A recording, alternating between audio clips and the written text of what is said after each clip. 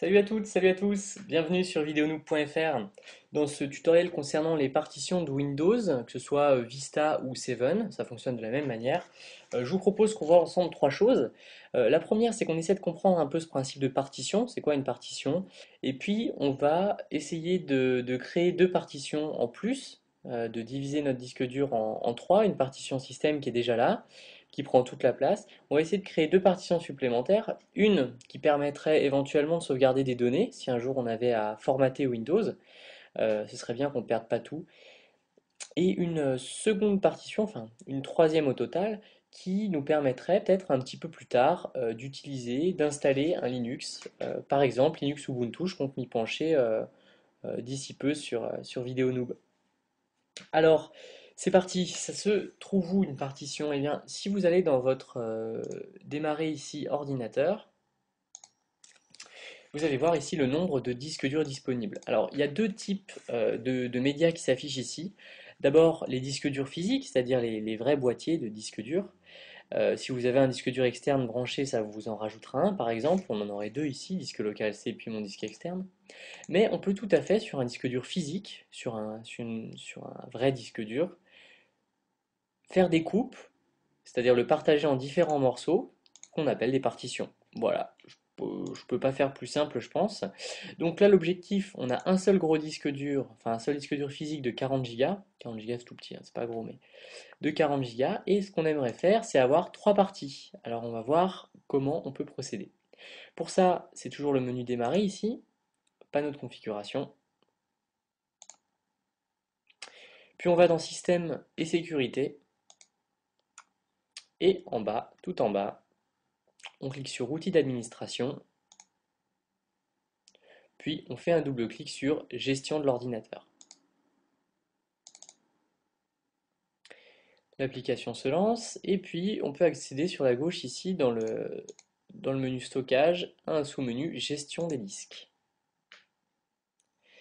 Donc là, l'utilitaire peuple les disques présents. Donc on voit que j'ai un CD-ROM d'Ubuntu qui est présent et que j'ai un disque dur de 40 Go. Ce qu'on peut lire, c'est qu'il est attribué à l'emplacement C2 points, c'est la lettre qu'on voit ici. C2 points, il fait bien 40 Go, 39,9. Dessus, il y a le système, il y a le démarrage, le fichier d'échange et tout un tas d'autres trucs dont on se fout complètement.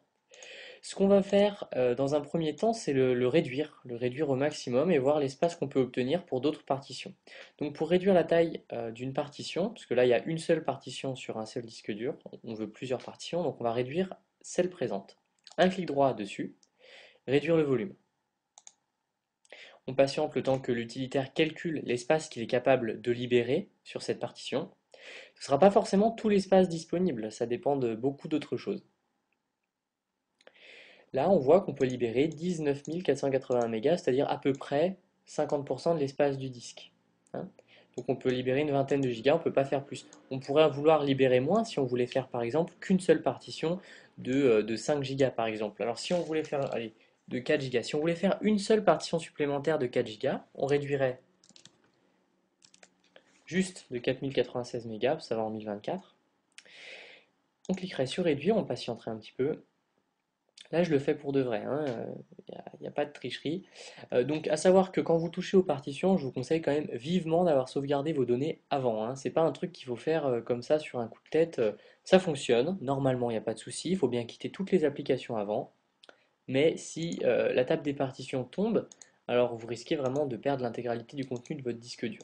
Je ne veux pas vous alarmer, moi je le fais tout le temps, j'ai jamais eu trop de problèmes, mais c'est des choses qui peuvent arriver. Donc, ceci dit, mise en garde faite, on voit qu'on a maintenant une partition de 36 Go. Et si je retourne ici, je vois que ma partition, si j'actualise un peu avec F5, fait bien 35,9 Go, donc 36. La manipulation a bien été prise en compte. Et j'ai 4 gigaoctets d'espace non alloué, sur lesquels je pourrais vouloir faire une nouvelle partition. Clic droit, nouveau volume simple, suivant. Je prends toute la taille, je pourrais je pourrais aussi en prendre moins, hein, mais je prends toute la taille pour cette fois, suivant. Je mettrai ce lecteur sur E2 points, ou autre chose, I2 points si vous voulez, suivant. Et puis si on veut que cette partition soit utilisable sous Windows, on va la formater en NTFS, puis lui donner un petit nom, par exemple, données. Si le disque dur n'a pas 10 ans, on effectue un formatage rapide et il n'y aura pas de souci. On clique ensuite sur suivant, puis sur terminer et on patiente le temps du formatage de la partition. Vu que c'est un formatage rapide, c'est quasiment immédiat. On voit qu'on a maintenant un disque dur donné, I2 points, qui est de 4 Go et qui se trouve, là d'ailleurs on a une exécution automatique du nouveau disque qui vient d'être créé. Et si on retourne, donc là je vais annuler. Si je retourne dans mon poste de travail, je vois maintenant que j'ai un média de 36 Go et puis une partition utilisable de 4 Go. Cette partition, je peux la supprimer, bien sûr, en faisant un clic droit et en faisant supprimer le volume, puis en cliquant sur oui. Ainsi, les 4 Go d'espace deviennent non alloués à nouveau. Par exemple, on voudrait qu'une fois qu'on a supprimé cette partition, réattribuer tout l'espace à la première. Un clic droit, étendre le volume, suivant. Ici, on voit qu'on a sélectionné un espace disponible de 4096 mégas, donc on va tout récupérer. Et puis on clique sur suivant. Alors, ce qu'il faut savoir, c'est que si là on avait trois partitions et que c'était la dernière dont l'espace était non alloué, on ne pourrait pas étendre le volume qui se trouve à gauche jusqu'à l'autre côté du disque dur. C'est pas possible. Il faut que que les partitions soient connexes en fait, hein, se touchent. En tout cas visuellement. Là donc on va étendre la partition en cliquant sur suivant sur terminer. Ça y est, c'est fait, c'est quasiment immédiat et on retrouve une partition avec F5 qui fait bien 40 Go. Allez, maintenant on s'y colle. On va créer une partition de données et une partition pour Linux. Donc là, on fait un clic droit, réduire le volume. Puis on le réduit de l'espace maximum, c'est-à-dire de 20 Go. On clique sur réduire. Quand c'est fait, on va créer une nouvelle partition qui va être connexe à la première, qui va être une partition de données, nouveau volume simple, suivant, qui va faire 10 Go, disons. Parce que pour Linux, il faut qu'il reste, je sais pas, 6 Go, mais on va faire 10 pour être large.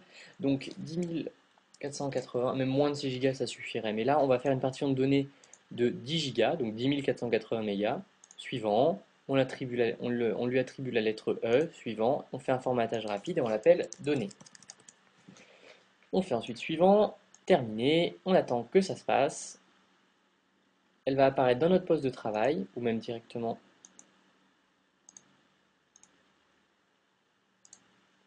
ici dans l'ordinateur. On voit que la partition de données de 10 Go est bien prête.